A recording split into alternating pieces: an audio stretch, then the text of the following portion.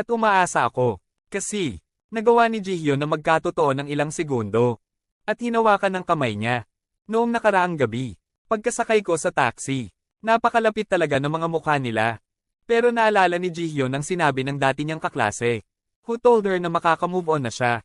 Kung siya ay umibig sa binata, she young realizes na kung siya ay umibig sa kanya, mawawala siya. Kaya, nagpa siya siyang umatras at lumayo sa kanya. Sa kabila nito, nagpa siya silang sundin ng isang lokal na tradisyon ng Korea. At walang puso sa kanyang mga pangalan. At isang espesyal na lugar.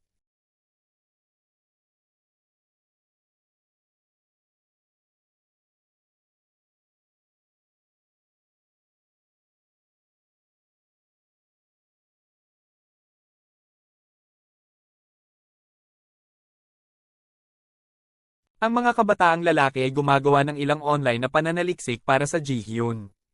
Pero napagtanto niya yon. Walang mga social media account. Lumalabas sa pangalan niya. Kinaumagahan. Bumisita ang lalaki sa himpilan ng pulisya. At nagpapakita ng parehong larawan sa mga police detective. Ang mga tiktik ay nag-aatubili sa simula. Ngunit sa huli ay ibinunyag nila sa kanya na Mother Nuji. Yun sa pamamagitan ng isang programa na tinatawag na Cop Taxi. Na gumamit ng ilang buwis para ilipat ang mga pulis. Ibig sabihin ng Jihyun ay isang pulis. Pansamantala, bumalik sa ospital ang lalaking nurse. At inaatake niya ang ginagawa ng doktor. Kahit na nagawa niyang putulin ang kanyang braso. Kailangang tumakas ni Kim Jolly kapag tinawag ang security. Ang lalaki ay bumisita muli sa media. Gusto kasi niyang tanungin kung posible para sa mga multo na magkatotooan. Sinasabi sa kanya ng flower medium na imposible. At sinenyasan siyang huminto sa pagsasanay. Tungkol sa paggugol ng kanyang buhay kasama ang multong ito. Inaabisuhan din niya siya na kung ang isang multo ay mawalan ng landas.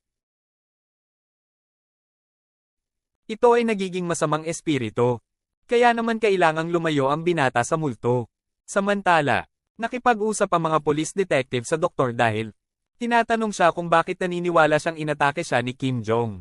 Well, madaling sagutin ng dilim. Who tells them na hindi nasisiyahan ng lalaking nurse? Kasi, nahuli siya ni Joe na nagnanakaw ng ilang gamot sa ospital. Bago umalis ang mga detective. Kim Hyun.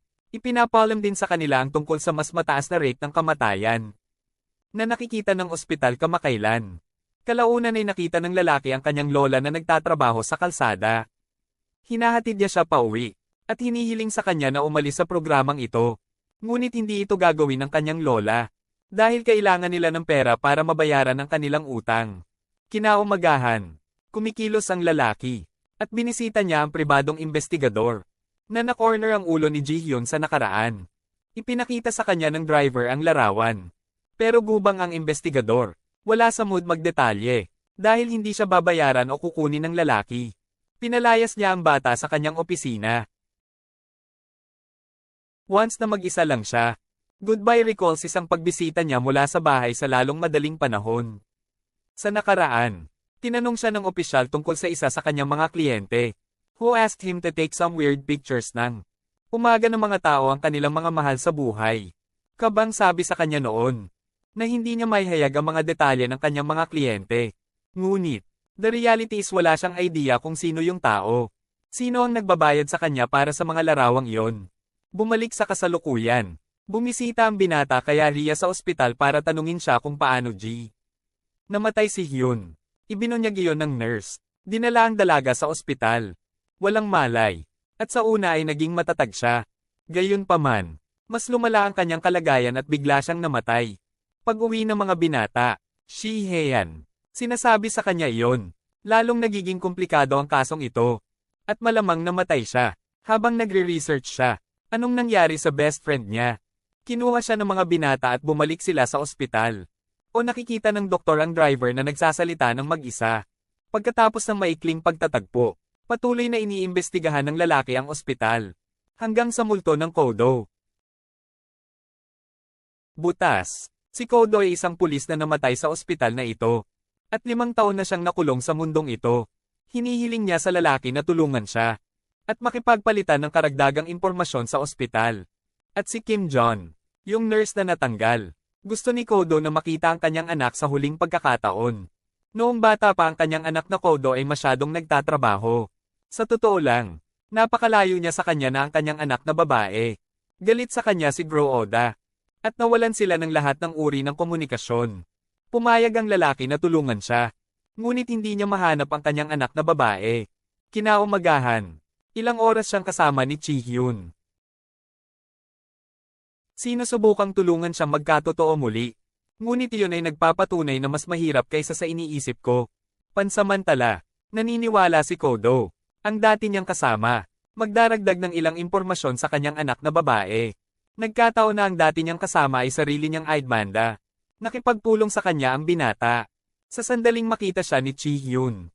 Para sa puso ay nagsisimulang sumakit. Tinanong siya ng driver tungkol dito. Ngunit hindi maipaliwanag ng multo ang pakiramdam na ito. Sa anumang kaso, sabi sa kanya ng binata. So na tinulungan siya ni Cody noon. At gusto lang niyang ipaalam sa kanyang anak. Gaano kabuti ang isang tao. Ang kanyang ama ay. Heronso reveals na ang kanyang anak na babae ay nakatira sa USA. Ngunit siya ay nasa kaluluwa. Para sa katapusan ng linggo. Upang magbigay ng isang pagtatanghal tungkol sa hinaharap na teknolohiya. Nahanap siya ng lalaki at nakakausap siya. Talagang sinasabi niya sa kanya ang tungkol sa Kodo na naruroon. Pero dahil scientist siya, hindi siya naniniwala sa alinman sa mga iyon. Gayunpaman, gumuho ang isang spotlight, habang naghahanda siya, para sa kanyang susunod na pagtatanghal. And Kodo namamahala upang iligtas siya, bago bumagsak ang mga ilaw sa kanyang ulo. Ngayon ay kumbinsido na siya, and she believed na nandoon ang tatay niya. Muling nagkita ang grupo sa kanya, at ang pahingahan ng kanyang ama. Binigay ng lalaki ang huling salita ng kanyang ama. At ang babae, pinapatawad ang kanyang ama sa kanyang pagliban sa kanyang buhay. Nagpapahintulot sa kanya na lumipat sa susunod na eroplano. Ng pagkakaroon, with that out of the way. At ngayon ang Kim Jong ay naging pangunahing sospek. Hinanap ng binata ang kanyang apartment. At ang multo ng kapatid niya sa labas nito. Pagpasok nila sa apartment, nakita nila na ang kanyang kapatid na babae. Patay na si Jong. Kahit na hindi niya maalala kung paano siya namatay. She proclaims na walang pagkakataon. Pinatay siya ng kapatid niya. Hinahanap ng lalaki ang mga larawan. Na kinuha ng private investigator. Para sa hindi niya kilalang kliyente. Nakaraniwang nagpapahiwatig. Si Kim Jong ang may kasalanan sa napakaraming pagkamatay. Sa kabilang banda, naniniwala ang lalaki na ito ay masyadong halata. Kung siya ang pumatay, hindi niya basta-basta ilalagay ang mga larawang ito sa kanyang silid. Bigla, Shi-hyun's form ay nagsimulang kumurap. And we see na hindi pa siya ganap na patay. Ngunit sa halip sa isang kuwit sa loob ng kanyang sariling bahay. Binabantayan ng kanyang ama, kapag siya ay stabilized.